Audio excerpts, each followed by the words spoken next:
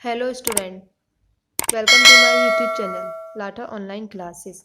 आज की हमारी वीडियो कक्षा 10 के पाठ 10 व्रत पर है। ठीक है, वीडियो में सब कुछ बताएंगे व्रत के बारे में। व्रत की स्पर्श रेखा और छेदिक रेखा, जीवा, ये सब चीज़ें हम इस वीडियो में आपको बताएंगे। तो देखिए, सबसे पहले हम व्रत शुरू करने से पहले हम व्रत के बारे में बताते हैं। व्रत क्या होती है, क्या चीज़ क्या है। ठीक है, तो देखिए स्टार्ट करते हैं। देखिए, हमने एक ये व्रत बना दिया। ये क्या है, हमारा व्रत है। और ये जो है बीच में एक पॉइंट, इस पॉइंट से ये जो बिंदु है, इस बिंदु से हमने इस पर एक व्रत खींचा। ठीक है, ये हमने खींच दिया। जो ये बिंदु है, इस बिंदु को हम ओ मान लेते हैं। ठीक है, ये जो ओ बिंदु है, इसी बिंदु को क्या बोलते हैं, इस बिंदु को हम केंद्र बोलते हैं। क्या बोलते हैं, केंद्र। ये बिंदु हमारी केंद्र कहलाती है। ठीक है, अब देखिए, ये बिंदु हमारी केंद्र कहलाती है। और ये जो व्रत है पूरा, मान लीजिए यहाँ पर कोई बिंदु P है। ठीक है, एक बिंदु P है। मैं इस P से मैंने इस तरीके से एक रेखा खींची। ठीक है, खींचते खींचते मैं सीधे गोल रेखा खींची और इस गोल रेखा से मैं इसी बिंदु पर लौट के आ गई। तो मैं पी से रेखा खींचनी शुरू करी गोल, और सीधे ये पी पर ही आ गई। तो इसको क्या बोलते हैं कि जब हम पूरे इस पे चले और लौट के हम उसी बिंदु पे आ गए, तो ये हमारी परिधि कहलाएगी। क्या कहलाएगी, परिधि। ठीक है, इतना आ गया आपको समझने। अब देखिए, अगर मैं बिंदु ओ से बिंदु पी को मिला दूं, बिंदु ओ से बिंदु पी मिला दिया, तो देखिए, तो ये जो है ये रेखा है, इस रेखा को हम एक नाम दे देंगे ओ पी। ये एक रेखा हो गई ओ पी। और ये ओ पी क्या कहलाएगी हमारी, ये ओ पी हमारी त्रिज्या कहलाएगी। हमेशा याद रखना, केंद्र से परिधि तक की दूरी को हम त्रिज्या कहते हैं। क्या कहते हैं, त्रिज्या। तो हम यहाँ पे लिख सकते हैं कि OP जो है ये क्या है, हमारा त्रिज्या। और त्रिज्या को हम R से दिखाते हैं। R से क्यों दिखाते हैं, क्योंकि त्रिज्या को इंग्लिश में रेडियस बोलते हैं, और रेडियस किससे शुरू है, R से। इसलिए हम त्रिज्या को स्मॉल r से दिखा देते हैं। ऐसे ही, ठीक है, अब देखिए, ऐसे ही अगर मैं इस त्रिज्या को, ये त्रिज्या मैंने केंद्र से P तक खींची, अब मैं इसी त्रिज्या को आगे बढ़ा दूं। जैसे ये यहाँ से इधर की तरफ नहीं बढ़ी हुई, अगर मैंने इसको आगे बढ़ा दिया और ये किसी बिंदु Q पर मिल गई। ठीक है, अब देखिए, अब ये Q से लेकर P तक, Q से लेकर P तक एक हमारी रेखा खिंच गई। किसे छूती हुई जा रही है, ये किसे काटती हुई जा रही है, केंद्र को। तो देखिए, जब ये एक रेखा खिंच गई QP, जो हमारी केंद्र को छूती हुई जा रही है, तो ये हमारी व्यास कहलाएगी। तो हम यहाँ पे लिख देंगे QP बराबर व्यास।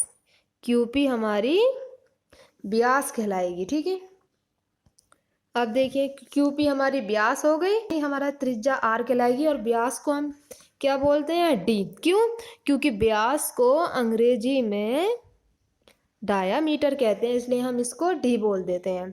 ठीक है, इतना आपको समझने आ गया। अब देखिए, हम इसमें क्या बताएंगे आपको, हम इसमें अब ये बताएंगे कि, अब इतना तो आपको समझने आ गया। व्यास देखिए क्या होता है, परिधि से परिधि तक कोई भी एक रेखा मिला दी जाए जो हमारी केंद्र से होकर जाती है, उसको हम व्यास कहते हैं। या हम इसको इस तरीके से भी परिभाषित कर सकते हैं।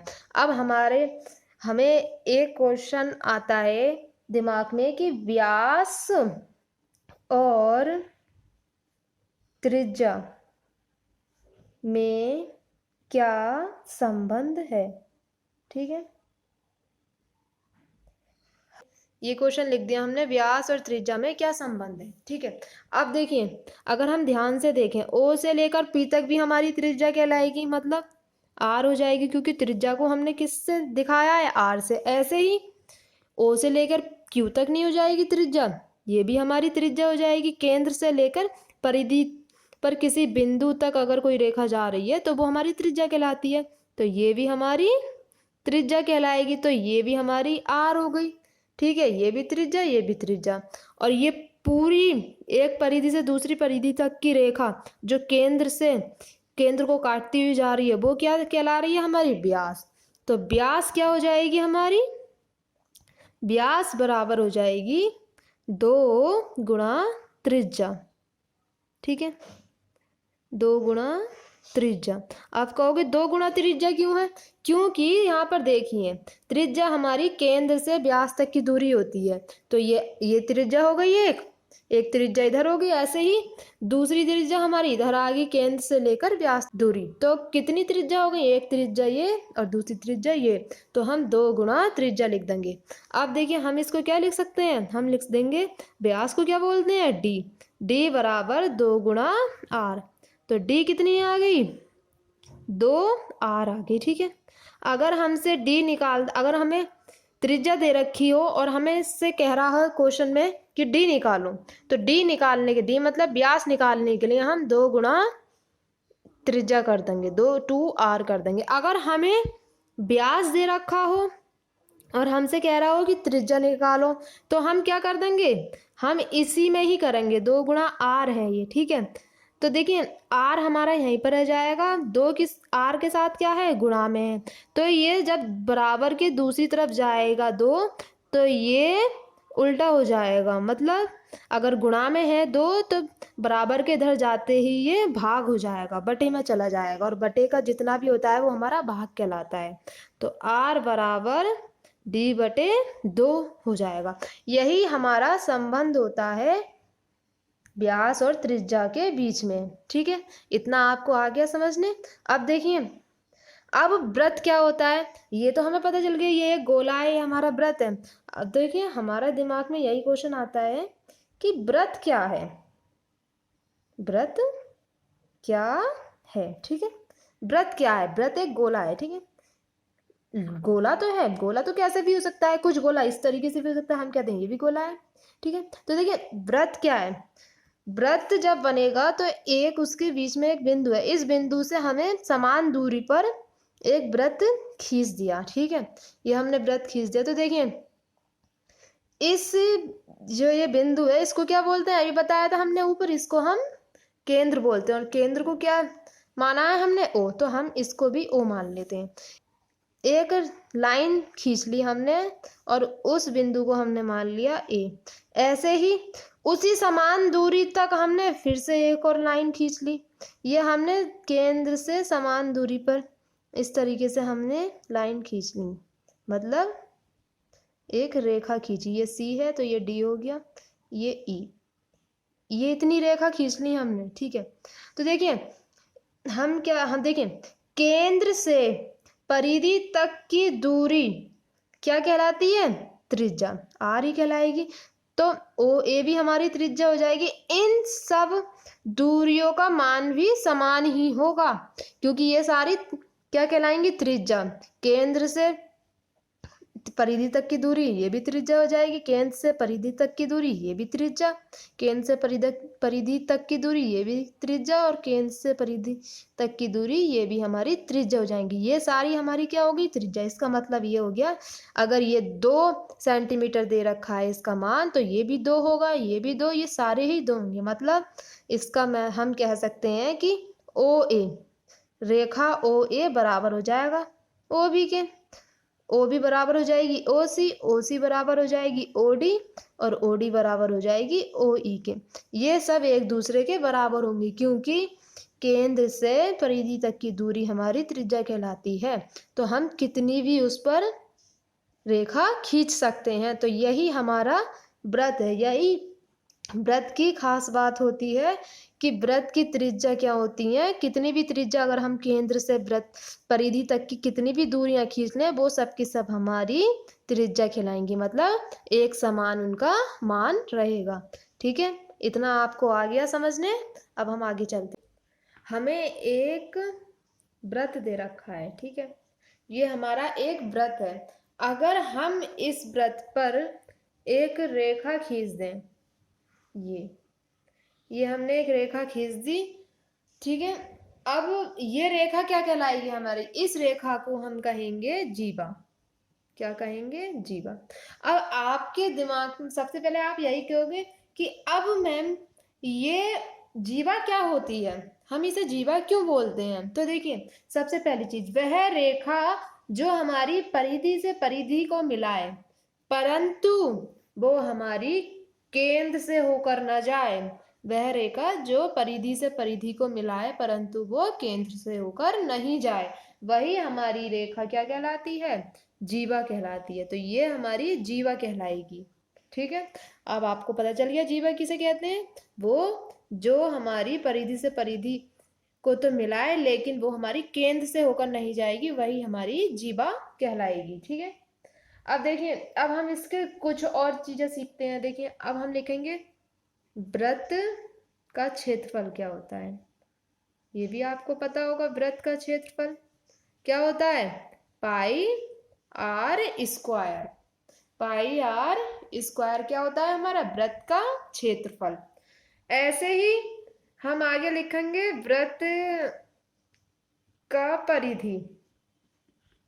वृत्त का परिधि क्या होता है, 2 पाई आर। ये हमारा वृत्त का परिधि होता है। और यहाँ जो है ये पाई, पाई का मान क्या होता है, पाई का मान होता है 22/7। और जो पाई क्या कहलाती है हमारी, एक अपरिमेय संख्या कहलाती है, अपरिमेय। अब देखिए ये हमारी अपरिमेय संख्या कहलाती है। क्यों, अब कहोगे ये तो हमारा क्या दे रखा है, हमारा परिमेय संख्या है, लेकिन ये पाई अपरिमेय संख्या क्यों कहलाएगी। जब हम 2/7 को भाग करेंगे तो ये हमारा आसांत कहलाएगा। ठीक है, आसान दशमलव। क्यों, क्योंकि इसका मान जो है हमारा, जो इसका शेष है वो हमारा शेष अलग अलग नंबर आएगा, इसका कहीं पर भी शेष दोहराएगा नहीं, इसलिए अपरिमेय कहलाएगी पाई। ठीक है, अब देखिए अब हमारा ये हो गई हमारी जीवा। अब आ गया हमारा स्पर्श रेखा। स्पर्श रेखा क्या होती है, ठीक है, स्पर्श रेखा किसे कहते हैं। देखिए ये एक हमारा वृत्त है। स्पर्श रेखा, स्पर्श से ही पता चल रहा है, वो रेखा जो स्पर्श करे, स्पर्श मतलब छू कर जाए। तो देखिए ये हमारा वृत्त है, वृत्त पर जैसे हमने ये एक रेखा खींच दी और ये रेखा देखिए यहाँ इस पॉइंट पर, इस बिंदु पर ये इस वृत्त को स्पर्श कर गई, मतलब छू कर चली गई।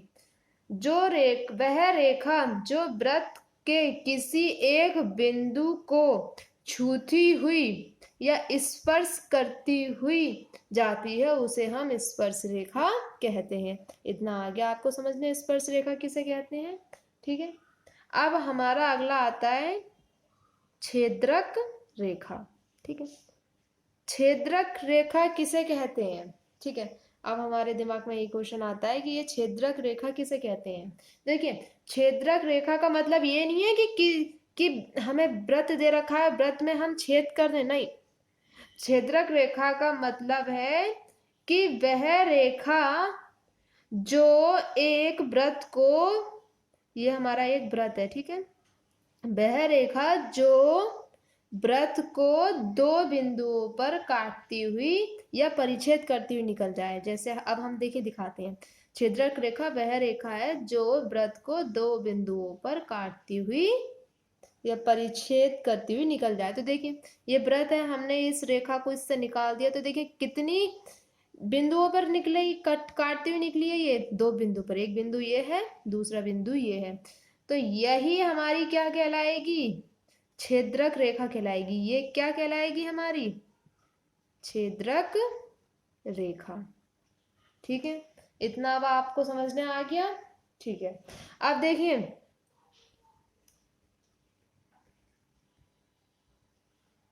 अब हमें ये एक वृत्त दे रखा है, ठीक है, ये हमारा वृत्त है, हमें एक पॉइंट से निकालनी है रेखाएं, कितनी निकल सकती हैं। देखिए ये है एक बिंदु, इस बिंदु से हमें रेखा निकालनी है। जैसे अगर हम एक रेखा ये निकाल दी हमने, तो देखिए ये रेखा हमारी क्या कहलाएगी, ये रेखा हमारी स्पर्श रेखा कहलाएगी। क्या कहलाएगी, स्पर्श रेखा।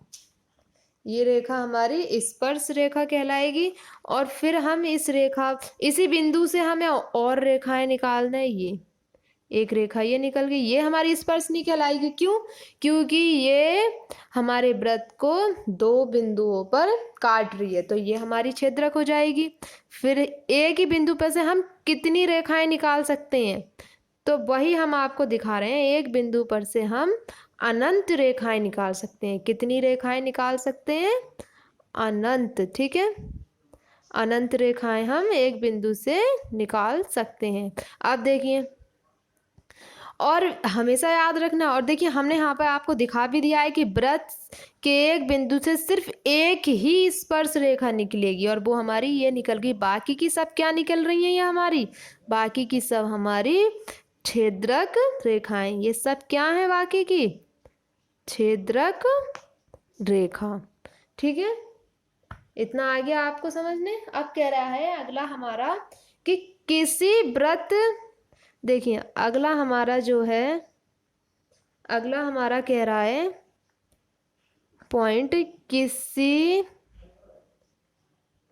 वृत्त की स्पर्श रेखा छेदक रेखा की विशिष्ट दशा है, जो संगत जीवा दोनों सिरे समतापी हो जाएं।